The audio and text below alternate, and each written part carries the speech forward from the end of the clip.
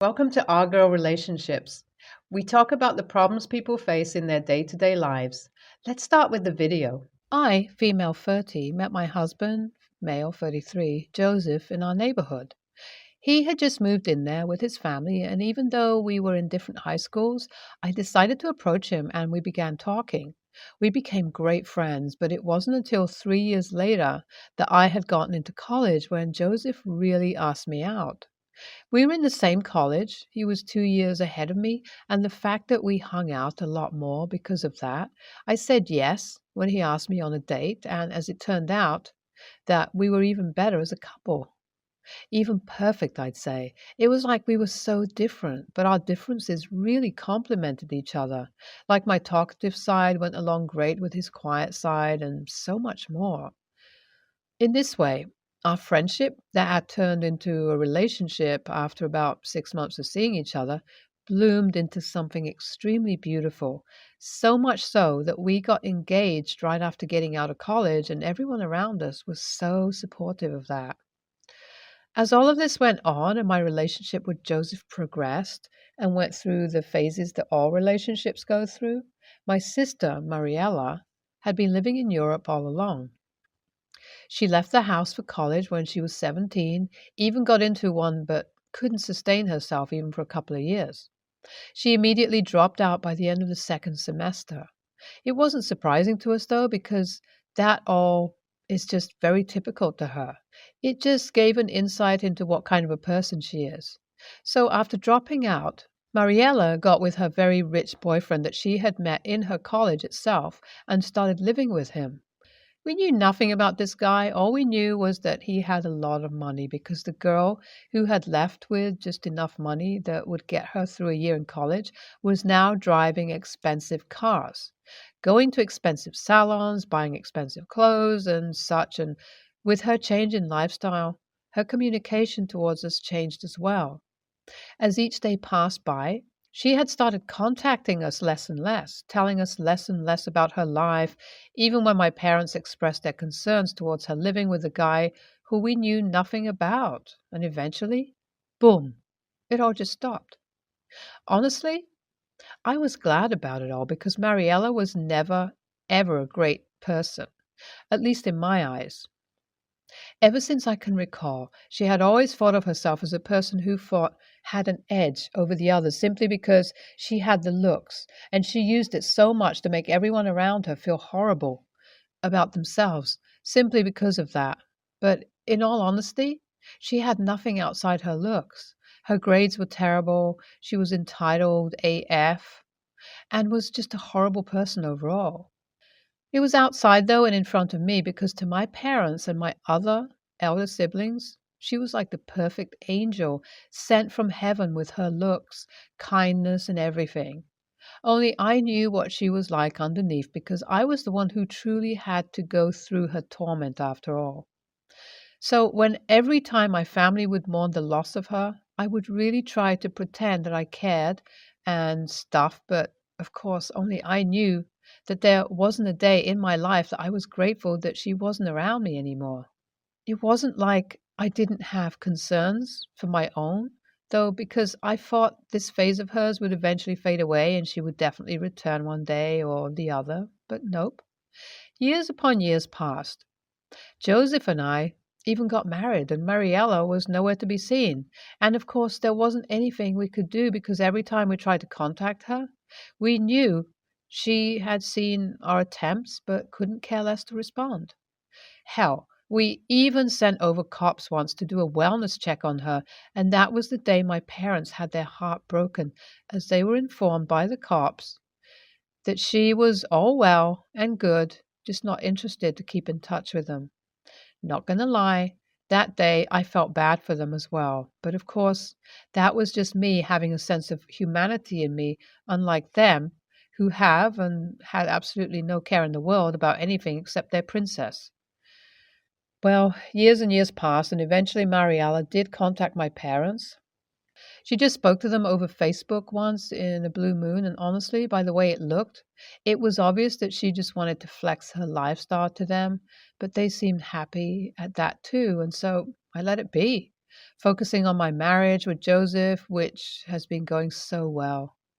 We had been running strong and on the verge of completing our 8th year of marriage when this bombshell was dropped on me.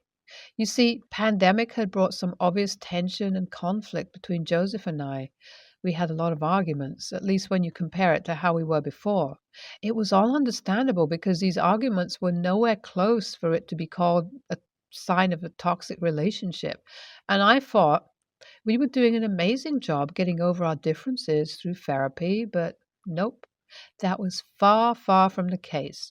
And I was going to find that out in one of the worst ways possible. It all started after a year had passed from the pandemic. My parents very randomly called me and were buzzing in excitement and happiness. Then they revealed to me that Mariella had reached out to them and told them that she was going to visit the USA the very next month itself. Although I wasn't the most excited, I was happy to see my parents happy and began helping them as they cleaned out a room, especially for Mariella to stay. So Mariella returns back to our home state, and everyone in my family is going crazy over it. The moment I saw her, I could just make out that she had changed a lot, and in the worst ways possible.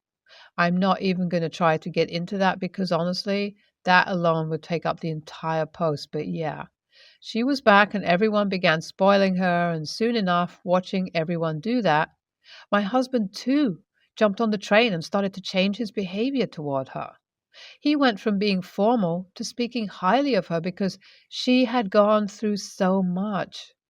Yes, she was back here with a sob story. Her husband, who we knew nothing about, had divorced her because, of course, why else would she be here? So she's getting all this attention and time, not just from my husband, but from family too. And I can't help but sit down to gently remind him what type of a person she was and how she was one of the root causes of all my mental health issues. That is when he dropped it on me to made me realize that it was the day our marriage had come to an end.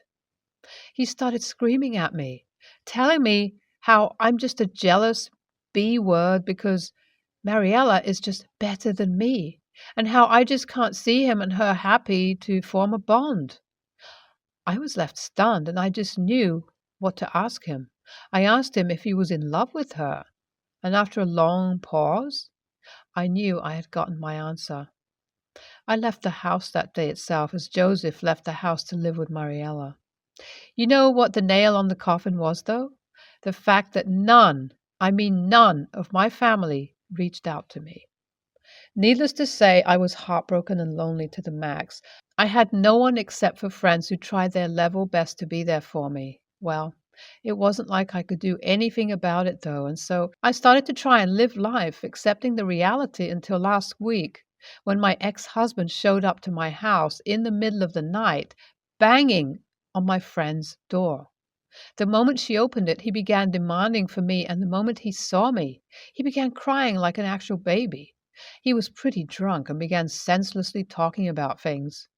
From what I could make out, though, apparently Mariella had already begun sucking the life out of him by being demanding of his money.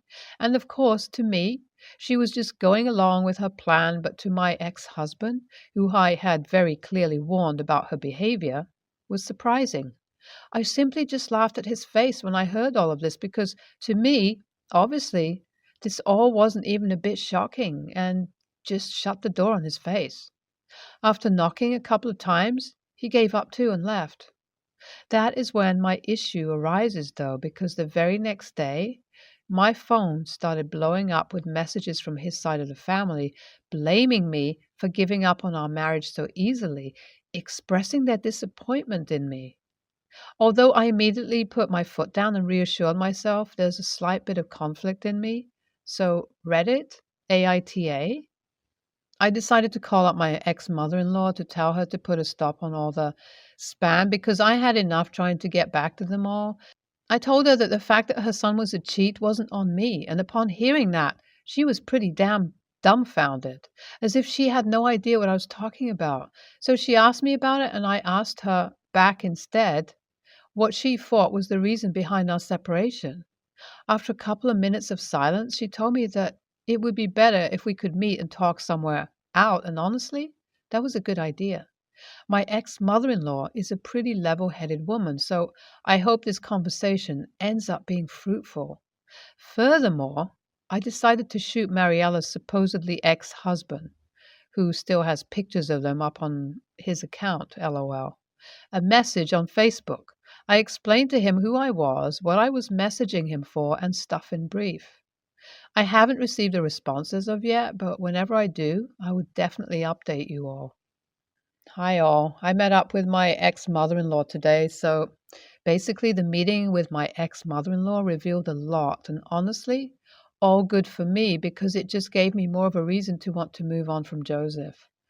Apparently, Joseph had told his entire family that the reason we split was because I wasn't satisfied with the amount of money he made. Not only that, he only informed them of this last week when we had been separated for literally 2 months now, and that is what I explained to her. Everything that actually went down and how he had been living with my parents recently. I told her to go see for herself if she didn't believe me. She thanked me and apologized profusely, telling me that she hopes I could give her an opportunity to fix things. Not sure what she meant by that yet, but I said yes because at the end of the day, it wasn't really her mistake. Here's a final update. Joseph's life has seemed to have turned upside down as me messaging Mariella's husband has caused her to fly back home to him because apparently they were never divorced.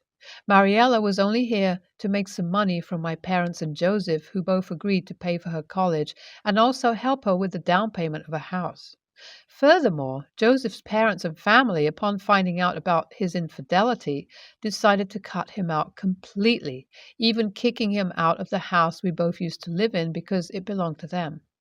Joseph was going to inherit it after a couple of years, but his mom has now removed his name from the will and put mine on it as an apology gift, which was honestly very shocking but also amazing because it was a great kickstart to my new life. I have also served Joseph divorce papers, and overall, he seems to be quite literally pushed out of his social circles.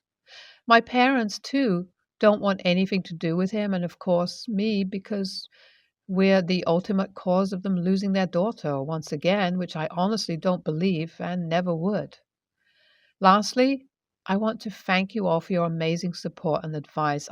I wouldn't have made all of these decisions if I didn't receive the tough love and reassurance from you all. NTA, file for a divorce and let everyone know what a horrible person Joseph is. You deserve so much better, OP. NTA, Joseph was clearly looking for a way out, and as soon as he saw your sister giving him a chance, he took it, only to be slapped in the face, which he very much deserved. F what everyone else says. I'm female, and my parents divorced 6 years ago, and my mom has been dating her new boyfriend for a year and a half. Despite that, I only met him 6 months ago, and I've seen him a handful of times, maybe 2, 3. He seems like a good guy, and I've got nothing against him.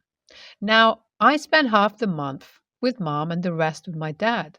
I usually come home around 1 to 2 p.m., and my mom gets out of work at around 4 to 5 p.m., sometimes 6 to 7 if she's having a date with him and I'm alone at home, which is okay. I don't mind, and I actually enjoy it very much. My dad also lives 10 minutes away from here, so I know I can always call him. Yesterday, my mom said she'll be back at around 7 to 8 because she had a small dinner with her boyfriend's parents, and I said, okay. She was supposed to change before at her boyfriend's house, but forgot her dress, and I called her when I got home and see it laying on her bed. She thanked me and said she'll make a quick trip to get it. But an hour after that, she called me again and said that her boyfriend was on the way, and almost as soon as she did it, her boyfriend rang the bell. I opened the door a bit to confirm it was him, and I say hi and to wait there. He tried to open the door and said, no, let me get the dress. And I forced back and said there's no need for him to come in since I would bring the dress to him. He said no again, and I pretended to let him in so I could close the door quickly. I wouldn't lie. I didn't want him there with me because I don't know the guy at all. And as I said, I could easily bring the dress to him, which is what I did. He took it very angrily and called me a rude brat before leaving. My mom came at night with him, and they both berated me for my behavior, despite me telling my mom that I don't know him and he was the rude one. I ended up calling my dad, and he picked me up. When my mom's boyfriend saw him, he instantly backed off, and my dad said he'll talk to her later. She texted me, calling me an AH for making this bigger than it is. NTA, no, the boyfriend made it bigger than it is, not you. Then he went whining to your mother and got her in on it too. He was supposed to pick up the dress. There was no need for him to come in unless he had some other motive. NTA, your mom is, especially for doubling down and gaslighting you after the fact. Not sure if it is possible, feasible, but I would highly suggest talking to your dad about changing the living situation until this guy is out of the picture. The fact that a grown man who you've only interacted with 2 to 3 times previously thinks he has a right to berate you in front of your mother is scary. Not only that, she allowed him to do it and took his side. That is even more terrifying.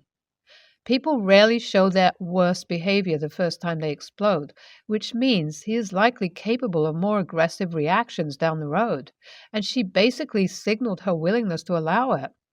She may not realize it right now, but she's choosing to put her relationship with him above the one she has with you. I know that sucks to think about, but take it from someone who has been there with a parent. Put your safety, physical and mental, before her. I, female 32, used to be friends with Sarah, 28. However, with time, she started exhibiting some odd behavior that creeped me out. She started copying how I dress, how I do my hair, my way of life. It was to a point where people started noticing.